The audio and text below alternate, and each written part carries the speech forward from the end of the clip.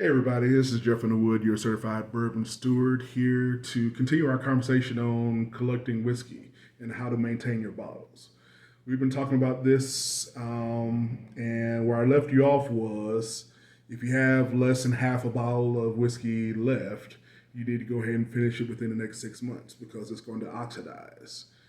But if you don't want to do that, if you don't want to drink your whiskey quickly, if you want to have it for reference for the future, what you can do is either gas it using what is typically labeled a wine saver, but it basically replaces the oxygen in the bottle with carbon dioxide so it won't oxidize. Or you can do my favorite thing, which is to actually add glass marbles from your flower shop or from your craft shop to your bottle that actually raises the level of whiskey up in the bottle and pushes out air. So you have less room for that outside air to be in that bottle. Or you can switch to a smaller bottle. Pour it into a smaller bottle. If you're not in love with that bottle, if it's not if it's not something that you care about keeping, put it in a smaller bottle. You'll actually make more room in your whiskey library by having smaller bottles. So this is a wine we're talking about here. So in a natural cork, wine will actually continue to age because the gases are passing in and out of that cork over time. With a whiskey, natural corks are actually the most porous of stoppers, and they're actually the worst for your whiskey, especially if you're getting old whiskeys.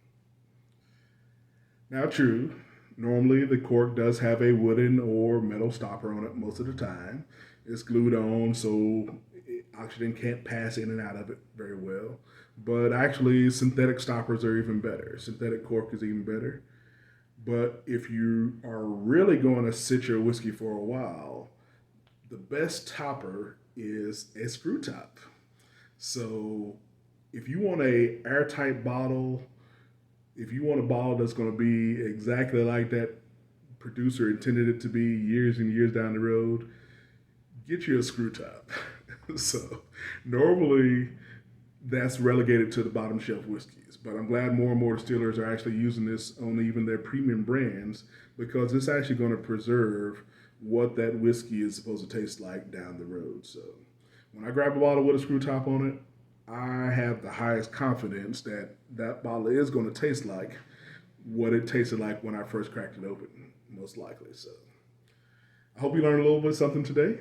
And you can continue the conversation with me by following me on Facebook, or you can reach me by DM at Bourbon and Black. Talk to you next week. Sláinte.